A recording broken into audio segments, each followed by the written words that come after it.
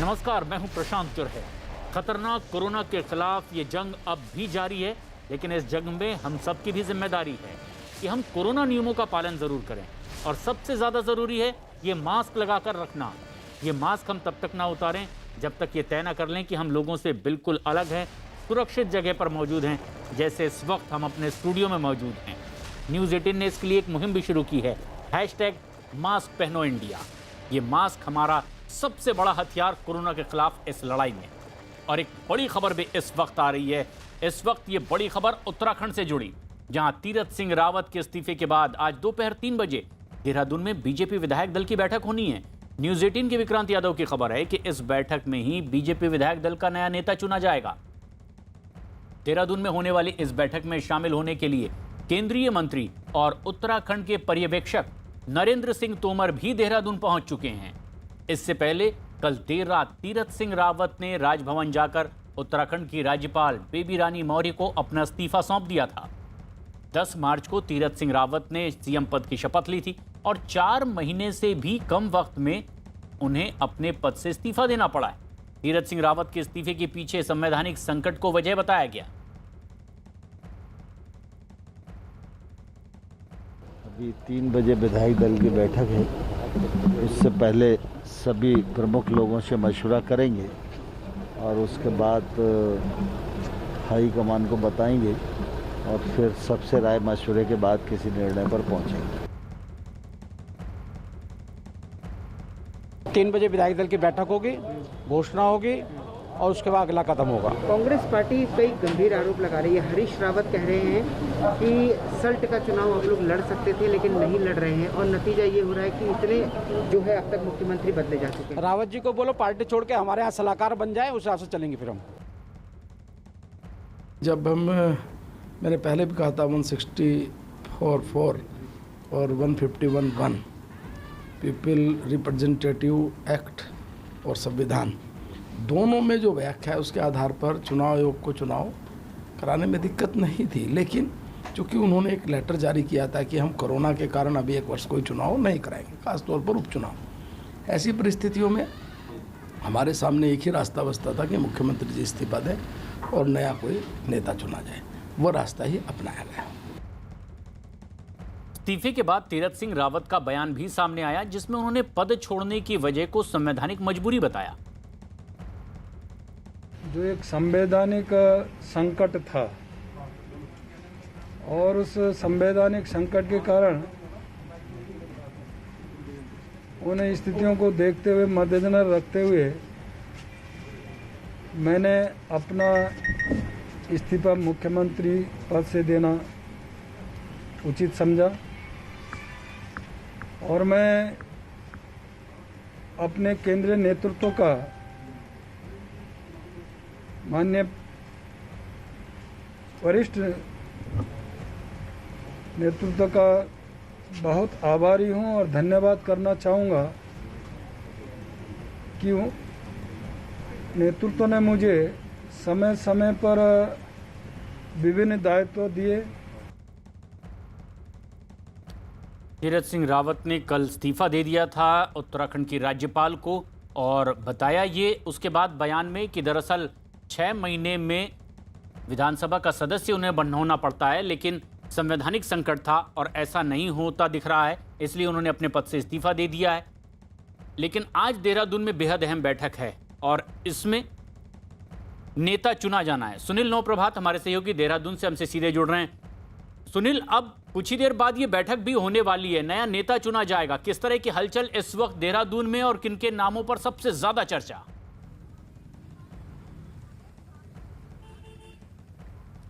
देखिए प्रशांत, ठीक 3 बजे बीजेपी विधानमंडल दल की मीटिंग होगी। इससे पहले जो केंद्रीय पर्यवेक्षक हैं नरेंद्र तोमर और राष्ट्रीय महामंत्री बीजेपी की, वो देहरादून पहुंच चुके हैं। अभी बीजापुर गेस्ट हाउस में जो बीजेपी के टॉप लीडर्स हैं उनसे बातचीत चल रही है। बहुत सारे विधायक बीजापुर गेस्ट हाउस पहुंचे हैं एक औपचारिक मुलाकात के लिए। जो जानकारी हमको मिल रही है कि अभी तक जो नया नेता कौन होगा इसके नाम पर फाइनल मुहर नहीं लग पाई है। दिल्ली से मैसेज का इंतजार किया जा रहा है। 3 बजे तक बहुत संभावना है कि ये मैसेज डिलीवर हो जाएगा उत्तराखंड को, और उसके बाद जो केंद्रीय पर्यवेक्षक हैं, प्रदेश अध्यक्ष हैं, वो विधायकों के साथ ये बीजेपी का स्टेट हेडक्वार्टर है और यहीं पर वो पहुंचेंगे। मैं अपने कैमरा पर्सन से कहूँगा कि एक बार वो स्टेट हेडक्वार्टर का नज़ारा दिखाएं कि किस तरह से यहाँ पर चहल पहल शुरू होने लगी है। इसी कार्यालय में बीजेपी के यहाँ पर विधानमंडल दल की मीटिंग होगी 3 बजे, और 3 बजे इसी में विधायक दल का नेता कौन होगा इस पर फाइनल मुहर लगा ली जाएगी। बीजेपी के प्रदेश अध्यक्ष मदन कौशिक ने इस बात को क्लियर किया है कि जो भी नया नेता होगा वो विधानमंडल दल से ही चुना जाएगा, क्योंकि अभी तक कयास लगाए जा रहे थे कि विधानमंडल दल के बाहर यानी सांसदों का भी नंबर इसमें आ सकता है, लेकिन फिलहाल ये पूरी तरह से क्लियर हो चुका है कि जो नया नेता होगा वो विधायक दल का नेता चुना जाएगा। आपको भी पता है, मुझे भी पता है। सर, क्या त्रिवेंद्र सिंह रावत जी दोबारा आ रहे हैं, ऐसा कुछ है? मैं मिर्जापुर गेस्ट हाउस आता ही रहता हूँ। सर, विधायक दल से ही होगा नया नेता या गैर विधायक भी हो सकता है? नहीं, हमारे संविधान के मुताबिक विधायक अपना नेता चुनते हैं और भारतीय जनता पार्टी अपने संविधान का अनुपालन करती है। विधानमंडल दल की बैठक होगी, उसी में नेता चुना जाएगा। सर, आपका नाम भी इस लिस्ट में है सर, क्या कहना चाहेंगे? तो आपको खराब लग रहा है क्या? पूर्व मुख्यमंत्री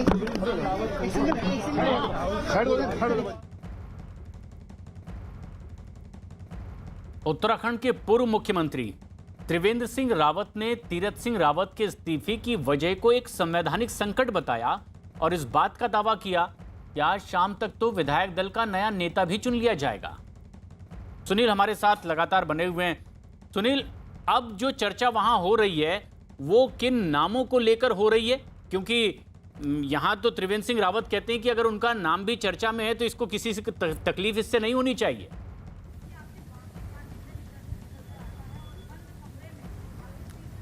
बिल्कुल प्रशांत, विधानमंडल दल से जो नाम प्रमुख तौर पर गिने जा रहे हैं उनमें त्रिवेंद्र सिंह रावत का नाम भी शामिल है, लेकिन त्रिवेंद्र रावत के साथ एक दिक्कत ये रहेगी पार्टी को कि पूर्व में भी जब वो हटाए गए थे उनके पीछे पार्टी के एक गुट का, जिसमें विधायक भी थे, मंत्री भी थे, उनकी असहमति थी, उनका आक्रोश था त्रिवेंद्र रावत सरकार के प्रति, और यही कारण रहा कि उनको 4 साल के बाद जब वो ठीक अपने कार्यकाल का 4 साल कंप्लीट होने का जश्न मनाने वाले थे, उससे 8 दिन पहले ही त्रिवेंद्र रावत को हटाकर तीरथ सिंह रावत को गद्दी सौंप दी गई। दूसरा जो नाम है वो बिशन सिंह चुफाल का है, कुमाऊं से हैं, पार्टी के सीनियर लीडर हैं, 5वीं बार के विधायक हैं, वर्तमान में कैबिनेट मंत्री हैं और इससे पहले भी बीजेपी के प्रदेश अध्यक्ष रह चुके हैं और पूर्व में कैबिनेट मंत्री भी रह चुके हैं। उनको एक सौम्य व्यवहार वाला नेता माना जाता है और पार्टी के हर कार्यकर्ता की, हर वर्कर्स की उनके साथ बहुत इजी गोइंग अप्रोच बताई जाती है, तो ये उनका पक्ष मजबूत हो सकता है। तीसरा जो नाम है वो कैबिनेट मंत्री सतपाल महाराज का है, टूरिज्म मिनिस्टर उत्तराखंड में हैं, संघ के बेहद करीबी हैं, टॉप लीडरशिप के, लेकिन उनके साथ एक जो बैकडॉ रहेगा, जो माइनस पॉइंट रहेगा कि उनकी कांग्रेस की पृष्ठभूमि रही है। हरीश रावत सरकार में वो बीजेपी में शिफ्ट कर गए थे, उनकी पत्नी भी विधायक थी, वो भी कांग्रेस में शिफ्ट कर गई थी बीजेपी से। चौथा जो नाम है राज्य मंत्री धन सिंह रावत हैं, बीजेपी से जुड़े रहे हैं, एबीवीपी से उनके कैरियर की शुरुआत हुई, संघ के करीबी हैं, बीजेपी में प्रदेश संगठन महामंत्री के पद पर भी वो रह चुके हैं और पहली बार विधायक हैं और राज्य मंत्री का दायित्व तो उनके पास है। धन सिंह को एक संगठन के बतौर एक कुशल प्रशासक माना जाता है कि वो संगठन को अच्छे से हैंडल कर सकते हैं और बीजेपी को जो वर्तमान में आवश्यकता है, ऐसी ही लीडरशिप की आवश्यकता है जो संगठन को और आगे विस्तार दे सके, गाँव तक, हर चूल्हे तक संगठन को ले जा सके, सरकार की नीतियों को ले जा सके। तो इन 4 नामों पर अभी उत्तराखंड की सियासत में चर्चाओं का बाजार गर्म है। कौन इनमें से चुना जाएगा या इनसे बाहर भी बीजेपी का जो ट्रेंड है कि अचानक चौंकाने वाला नाम सामने आता है। हमने बहुत करीब से इस बात को देखा है कि त्रिवेंद्र सिंह रावत के समय पे जब विधानमंडल दल की मीटिंग यहाँ पर चल रही थी, अलग अलग कयास लगाए जा रहे थे, बहुत सारे नेता अपने समर्थक तक यहाँ पर ले आए थे, लेकिन जो नाम उभर कर आया तीरथ सिंह रावत का, उनकी कहीं दूर दूर तक चर्चा। तीरथ सिंह रावत ने अपने पद से इस्तीफा दे दिया है और जब इनके इस्तीफे के बाद बातचीत की गई त्रिवेंद्र सिंह रावत से कि आखिर नया नाम कौन सा होगा, उन्होंने कहा कि आज शाम तक के तो ये नया नाम सबके सामने आ ही जाएगा। ये पूरा इसको आप किस तरीके से देखते हैं? नहीं, देखिए, ये कुल मिला के राजनीतिक घटनाक्रम है और कभी कभी घटनाक्रम इस तरह से घटित होता है कि तमाम तरह के बड़े परिवर्तन असंभावी हो जाते हैं। कुछ इसी तरह का इसमें भी हुआ है। यद्यपि बहुत बड़ा पेंच संवैधानिक संकट का था, क्योंकि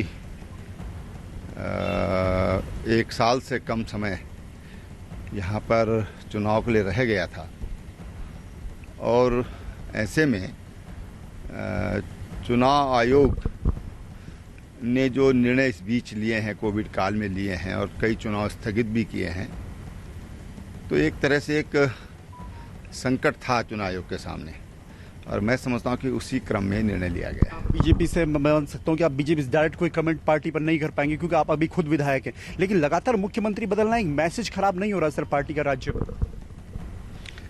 नहीं, देखिए, अगर अच्छा विकल्प आता है और कोई अच्छी गवर्नेंस देता है, अच्छा विकास का पथ देता है और एक विजन के साथ काम करता है, तो मैं समझता हूं कि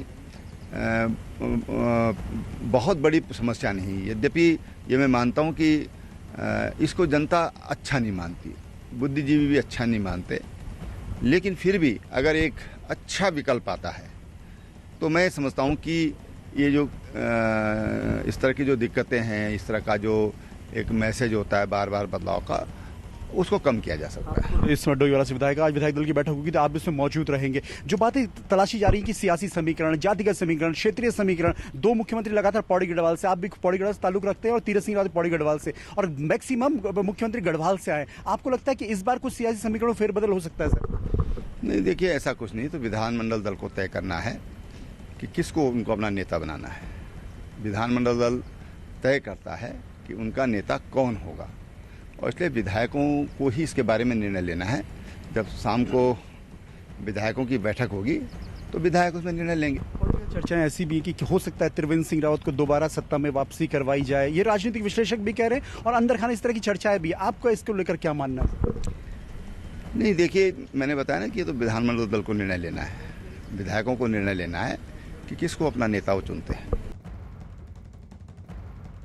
सुनील हमारे सहयोगी लगातार हमारे साथ बने हुए हैं। सुनील, किस तरह की प्रक्रिया अब शुरू हो चुकी है नए नाम के चयन के लिए?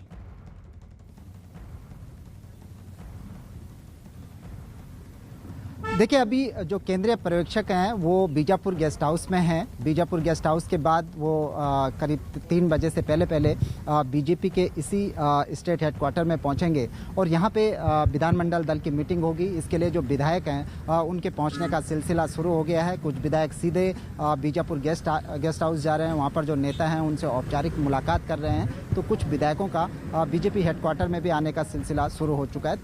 ठीक 3 बजे यहाँ पर मीटिंग शुरू होगी, उसमें एक नाम प्रस्तावित किया जाएगा और उसके बाद उस पर मोहर लगा दी जाएगी। तो जो बीजेपी का हमने एक जनरल ट्रेंड देखा है कि हमने त्रिवेंद्र सिंह रावत के समय भी देखा कि जब विधानमंडल दल की यहाँ पर मीटिंग हुई तो करीब 5 मिनट के अंदर ये मीटिंग समाप्त भी हो गई और उसमें जो नए नेता का नाम सामने आया था तीरथ सिंह रावत का, 5 मिनट के भीतर वो नाम भी घोषित कर दिया गया। तो ये माना जा रहा है कि अगर ठीक 3 बजे से मीटिंग शुरू हुई तो मैक्सिमम 3:15 बजे तक आपको, हमारे दर्शकों को, जो कौन नया नेता चुना जाता है, विधानमंडल दल का नेता किसको बनाया जाता है, ये नाम सामने आ जाएगा। जी, तो अब वक्त बहुत कम है जब ये बैठक शुरू होने वाली है और नया नाम सामने आएगा, लेकिन इस पूरे बीजेपी के भीतर के इस घटनाक्रम पर मौका मिल गया विपक्ष को, यानी कि कांग्रेस को।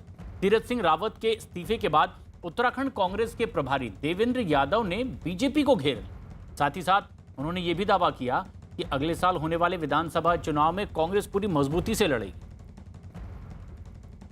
हमारे साथ बातचीत करने के लिए देवेंद्र यादव, जो कि उत्तराखंड में कांग्रेस के प्रभारी हैं, साथ में चुनाव 7 महीने दूर है, आप लोग कैसे देखते हैं? देखिए, मैं इसको भारतीय जनता पार्टी के केंद्रीय नेतृत्व की लापरवाही समझता हूं और उत्तराखंड जैसा प्रदेश जो देवभूमि के नाम से प्रख्यात है, उसके साथ जो भद्दा मजाक किया जा रहा है वहां की जनता के साथ, मैं इसको उस रूप में देखता हूं। केंद्रीय नेतृत्व जहां लगातार अवहेलना कर रहा है लोगों की भावना की, जिस जनता ने लगभग 57 विधानसभा के सदस्य चुनकर एक मजबूत सरकार बनाने का मौका भारतीय जनता पार्टी को आज से 4.5 साल पहले दिया, उसको, उस भावना को पूरी तरीके से उसके उलट भारतीय जनता पार्टी वहां पर काम कर रही है। लगातार 4.5 वर्षों में उन्होंने भ्रष्टाचार को बढ़ावा दिया, उन्होंने महिला के उत्पीड़न को बढ़ावा दिया, उन्होंने विकास कभी मुद्दा रखा नहीं। आप चेहरे के साथ जाएंगे उत्तराखंड चुनाव में, किसी एक चेहरे के साथ, या फिर संयुक्त नेतृत्व में जाएंगे? हम मजबूत नेतृत्व के साथ जाएंगे और हम लगातार अपने साथियों से, सीनियर लीडर्स के साथ, हमारे एमएलएस के साथ, हमारे वर्कर्स के साथ लगातार चर्चा कर रहे हैं और आने वाले 2-3 दिन में केंद्र जो हमारे कांग्रेस का नेतृत्व होगा मजबूती के साथ हम सामने रखेंगे और उसी के साथ हम अपना चुनाव आगे। कांग्रेस के आरोपों पर बीजेपी ने भी पलटवार करने में देर नहीं लगाई और इस मामले में बीजेपी नेता अजय भट्ट का भी बयान सामने आया। हमारे यहाँ बिल्कुल आर्मी जैसा पैटर्न है, जैसे सर्वोच्च कमांडर किसको किस समय सीमा पर लगा देते हैं और उसके पीछे कब पहुंच कर दें ताकि वो उसको कवर करते रहे, जरूरत पड़ी तो कवर फायर करके उसको पार भी कर दे। तो इस तरह से जैसे होता है उसी तरह से हमारा भी एक ऑर्गेनाइजेशन है, बिल्कुल सेना की तरह से है। तो किसकी ड्यूटी यहाँ लगाते हैं, किसकी ड्यूटी वहाँ लगाते हैं, लेकिन जनता की सुरक्षा के लिए ही कमांडर सीमा पर सेना को भेजते हैं। उसी तरह से पूरे देश की सीमा, प्रदेश की सीमा जो हमारी है, इसकी सुरक्षा करना, यानी कि यहाँ की जनता की सुरक्षा करना, उनकी बेहतरी का ख्याल रखना, ये पहला हमारा कर्तव्य है। उत्तराखंड में नए सीएम के लिए 4 नामों की चर्चा इस वक्त तेज है। न्यूज 18 के अमिताभ सिन्हा की खबर है कि सीएम पद की रेस में जिन नामों की चर्चा है उनमें प्रदेश अध्यक्ष मदन कौशिक का नाम भी शामिल है। साथ ही साथ सीएम पद की रेस में सतपाल महाराज, पुष्कर धामी और धन सिंह रावत का नाम भी लिया जा रहा है, लेकिन साथ ही नाम एक और चल पड़ा बिशन सिंह चुफाल का।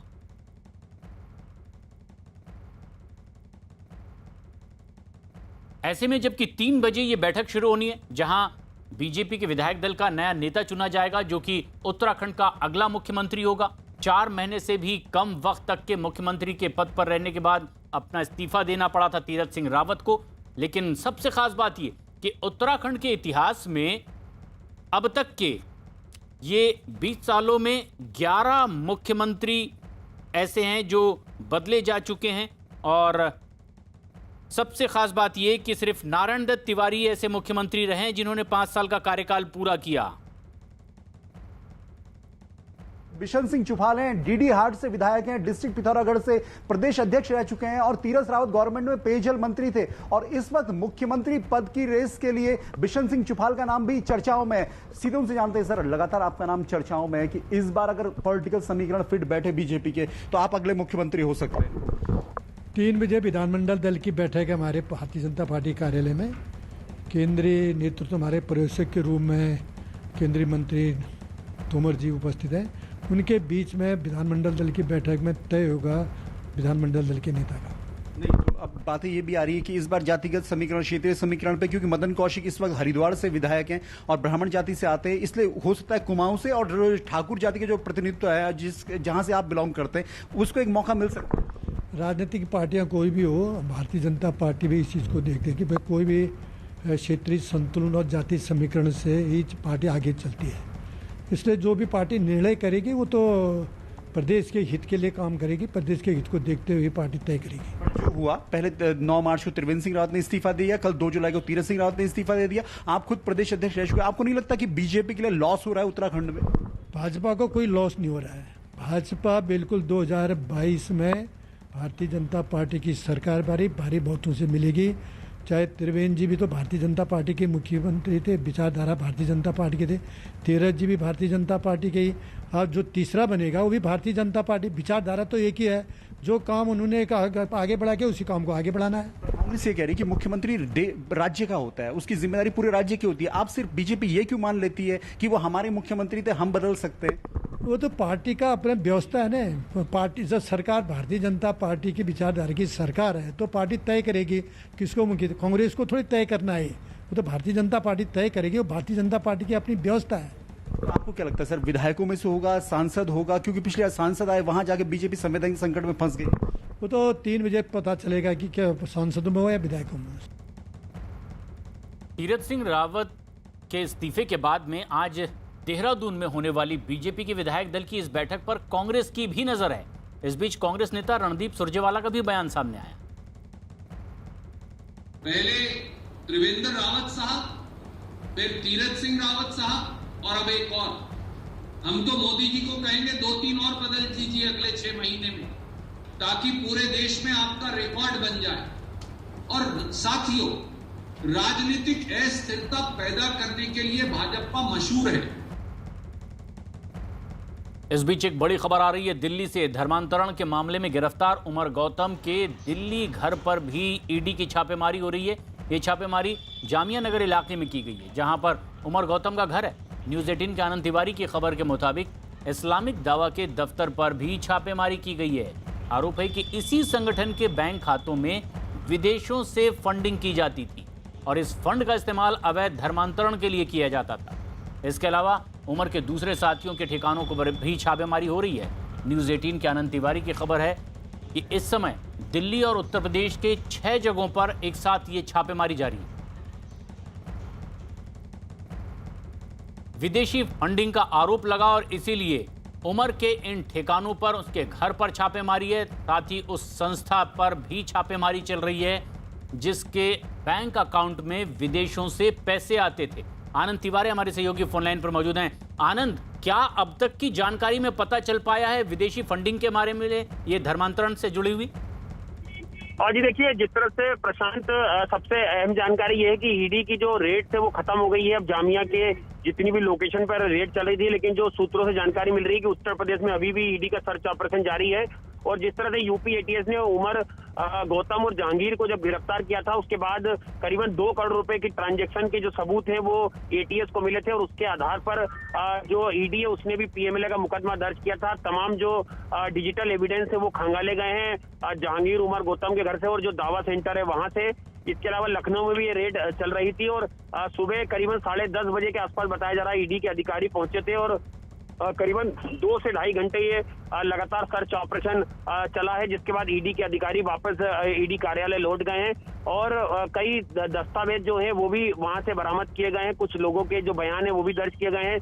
आने वाले दिनों में ईडी इस पूरे मामले में जानकारी मिल रही है कि जो उमर गौतम और जहांगीर, जो 2 मुख्य आरोपी और एक जो जिसे गुजरात से बड़ौदा से पकड़ा गया था जलालुद्दीन, जो हवाला ऑपरेटर था, उसको भी ईडी कस्टडी में ले सकती है या जेल में जाकर उनसे पूछताछ कर सकती है इस पूरे मामले में।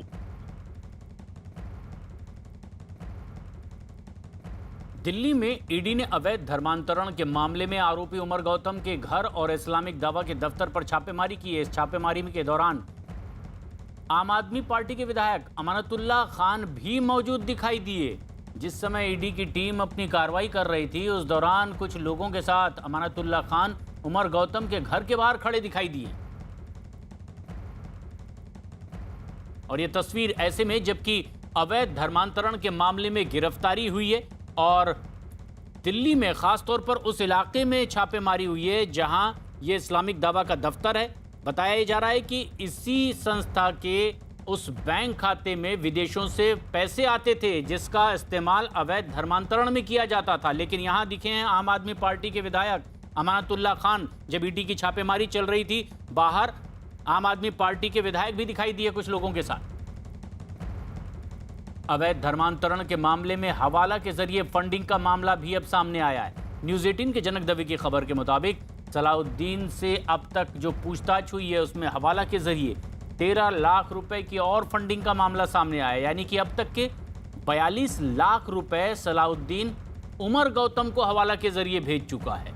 सलाउद्दीन के दफ्तर से जब्त की गई कंप्यूटर हार्ड डिस्क से तमाम वित्तीय ट्रांजैक्शन का खुलासा होने की उम्मीद है। सलाउद्दीन के अकाउंट से भी पूछताछ में कुछ अहम सुराग एटीएस को मिले।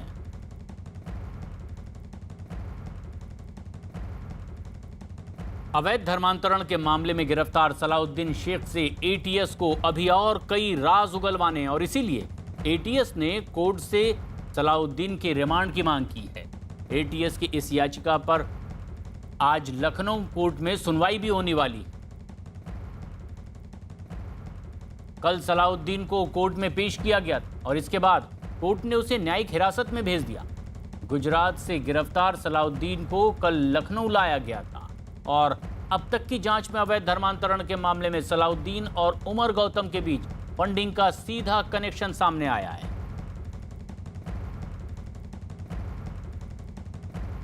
और ऐसे में जबकि अवैध धर्मांतरण के मामलों में कार्रवाई हो रही है, पूछताछ हो रही है, एक बड़ी खबर इस बीच आई धर्मांतरण से जुड़ी उत्तर प्रदेश के आगरा से। आगरा में एक नाबालिग लड़की के अवैध धर्म परिवर्तन का मामला सामने आया है। न्यूज़ 18 के हेमंत उपाध्याय की खबर है कि नाबालिग लड़की को पहले तो जयपुर ले जाया गया और फिर वहां उसका निकाह करवाया गया, लेकिन जबरन इस नाबालिग लड़की का धर्म बदलवा दिया गया। जानकारी के मुताबिक जयपुर में नाबालिग का नाम बदला गया और उसका फर्जी आधार कार्ड बनवाया गया। फिलहाल नाबालिग लड़की के पिता की शिकायत के बाद अब पुलिस ने मामला दर्ज कर लिया है और पुलिस ने इस मामले में 4 लोगों को गिरफ्तार भी कर लिया है, लेकिन मुख्य आरोपी अब भी फरार है, जिसकी तलाश लगातार जारी है। मामले में हम तो कुरैशी बनने नहीं दूंगा। जो हिंदू है तो हिंदू बनेंगे और हिंदू रहेंगे जी। हम कुरैशी नहीं बनने दूंगा। वो उधर ले जा करके हमारे बेटी के आधार कार्ड बदल दिया और वो अपने कास्ट बना लिया और इसके नाम से इसके नाम भी बदल दिया, इसके भी कुरैशी बना दिया मेरी बेटी के। चाहता हूँ हमारे बेटी अब उसके पास जाएगी नहीं। लड़की जिसकी उम्र लगभग 16-17 साल की है, उसके परिवारजनों ने थाने पे आके कंप्लेंट दी थी कि कोई व्यक्ति ने जिसका नाम कासिम कुरैशी है उनकी बेटी को लेके गया था और जो है इन्होंने बाद में शादी भी की थी। 4 लोगों की गिरफ्तारी इसमें की गई थी अपनी आइडेंटिटी को छुपा के 420 करना इत्यादि के मामले में, और जो मेन अभियुक्त है उसकी तलाशी हेतु टीम को रवाना किया गया है। इस प्रकार की घटना बहुत वर्षों से लगातार चल रही हैं और हमारी योगी सरकार ने जो इसमें कठोर कदम उठाए हैं उसके कारण मामले खुलकर आ रहे हैं जी। हमने थाना हरिपर्वत पुलिस को भी कहा है, वरिष्ठ अधिकारियों को भी कहने जा रहे हैं कि इसके पीछे साजिश क्या है, इसका भी खुलासा होना चाहिए। उत्तर प्रदेश के कानपुर में पाकिस्तानी संस्था दावत-ए-इस्लामी के लिए फंडिंग का मामला तूल पकड़ता जा रहा है। सूफी इस्लामी बोर्ड की शिकायत के बाद पुलिस ने कानपुर में कई ऐसी जगहों पर पैसा जुटाने के लिए रखे गए इस तरह के बॉक्स का भी पता लगाया है। जिन दुकानों के बाहर ये बॉक्स रखे गए हैं उन दुकानदारों से पुलिस पूछताछ कर रही है। हालांकि इस मामले में अभी तक किसी को हिरासत में नहीं लिया गया है। इस्लामिक बोर्ड के राष्ट्रीय प्रवक्ता कौसर हसन मजीदी ने कानपुर के डीसीपी को प्रार्थना पत्र देकर के इसकी शिकायत की थी। इस शिकायत में ये दावा किया गया था कि शहर में तमाम ऐसे ट्रांसपेरेंट बॉक्स बनाए गए हैं और चंदे के लिए लगाया गया है।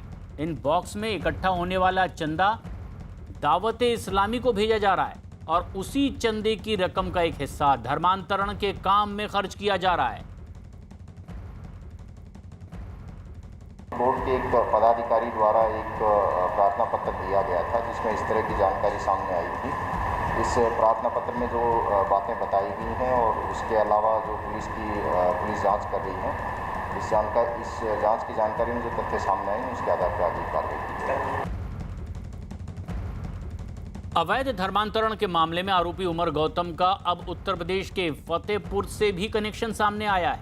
न्यूज़ 18 के धारा सिंह की खबर के मुताबिक एटीएस की शुरुआती जांच में पता चला है कि उमर गौतम फतेहपुर जिले की 4 अलग अलग जगहों पर आकर के भाषण देता था और इसमें 3 मदरसे और एक स्कूल का भी नाम शामिल है। बताया जा रहा है कि इन जगहों पर उमर गौतम अपने भाषण के जरिए लोगों का ब्रेन वॉश करता था और धर्मांतरण के लिए उन्हें प्रेरित किया करता था। हमें सूचना मिली थी और जैसे ही सूचना मिली थी तुरंत हमने यहाँ पर टीम गठित करके इसके संबंध में जानकारियाँ जुटाई थी और इसमें व्यक्ति, संस्थान, तरीका, व्यक्ति, इन सारी चीज़ों के संबंध में बिंदु वाइज काफ़ी डिटेल जांच इसमें कराई जा रही है और जांच उपरांत ही किसी निष्कर्ष पर इसमें पहुँचा जाएगा। बड़ी खबर इस वक्त दरभंगा धमाके से जुड़ी हुई। उत्तर प्रदेश के शामली से गिरफ्तार मोहम्मद सलीम अहमद उर्फ हाजी सलीम और कफील को लेकर एनआईए की टीम पटना पहुंची और थोड़ी देर में दोनों आरोपियों को कोर्ट में पेश किया जाएगा। न्यूज़ 18 के चंद्रमोहन कुमार की खबर है कि एक दिन पहले ही यूपी के शामली से सलीम और कफील को गिरफ्तार किया गया। कोर्ट में पेशी से पहले कोरोना टेस्ट उनका करवाया गया। और दोनों आरोपियों को अस्पताल ले जाया गया। सूत्रों के मुताबिक जांच में पता चला कि दोनों ही दरभंगा धमाके के मुख्य साजिशकर्ता थे। एनआईए कोर्ट से दोनों आरोपियों को रिमांड पर लेने की भी मांग करेगी।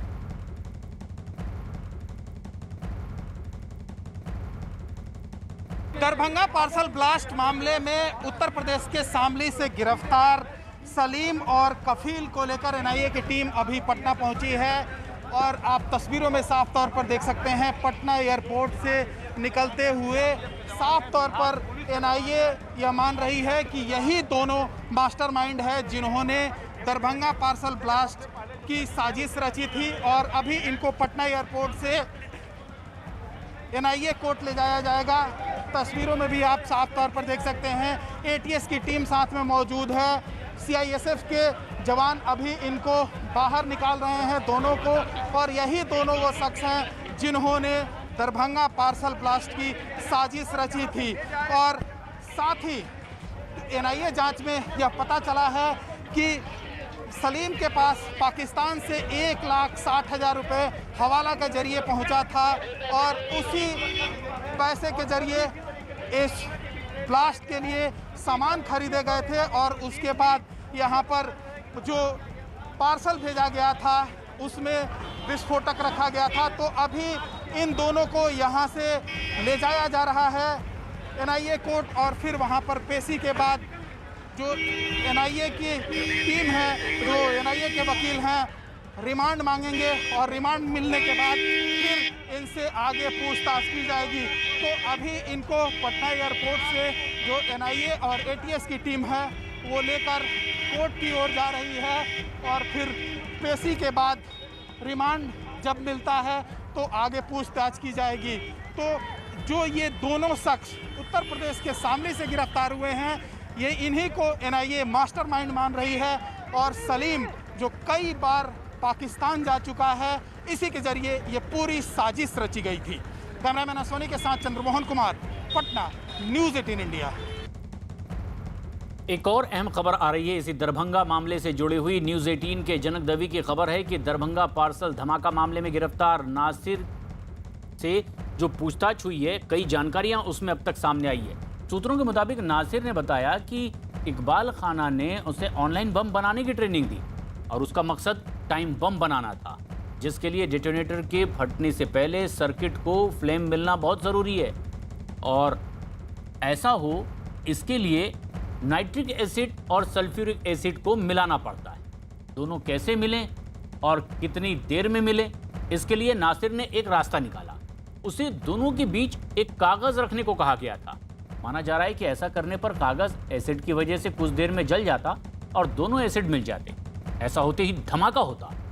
इकबाल ने नासिर को दोनों एसिड के बीच में कागज़ ही रखने के लिए कहा था, लेकिन नासिर ने गलती से दोनों एसिड के बीच में हार्डबोर्ड रख दिया। दरभंगा रेलवे स्टेशन पर हुए धमाके से ही जुड़ी ये अहम खबर भी। बिहार के दरभंगा पार्सल धमाका मामले में गिरफ्तार इमरान और नासिर को 9 जुलाई तक रिमांड पर भेज दिया गया है। एक दिन पहले ही दोनों को हैदराबाद से पटना लेकर आया गया और एनआईए कोर्ट में पेश किया गया। कोर्ट ने 7 दिन के रिमांड पर भेजे जाने के बाद अब आरोपियों को पटना के बेउर जेल में रखा गया है। वहां दोनों एनआईए की निगरानी में है। आज एनआईए की टीम दोनों से पूछताछ भी करेगी।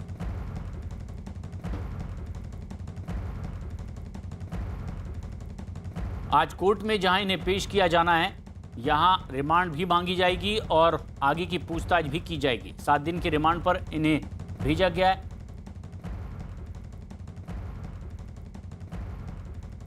दरभंगा में हुए इस ब्लास्ट के मामले में ये अहम किरदार निभाने वाले जिन्हें 7 दिन के रिमांड पर भेजा गया है और गिरफ्तार कर कोर्ट में पेश किया गया, लेकिन अभी कई और पूछताछ की जानी है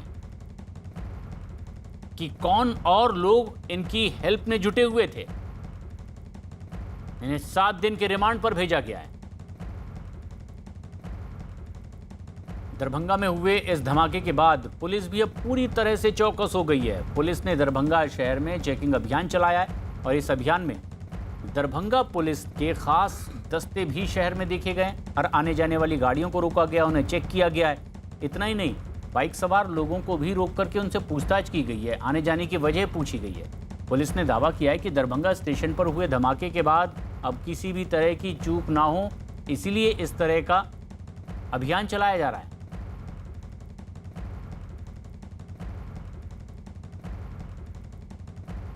न्यूज़ 18 की वेबसाइट ने आज तक .com को पछाड़ा है।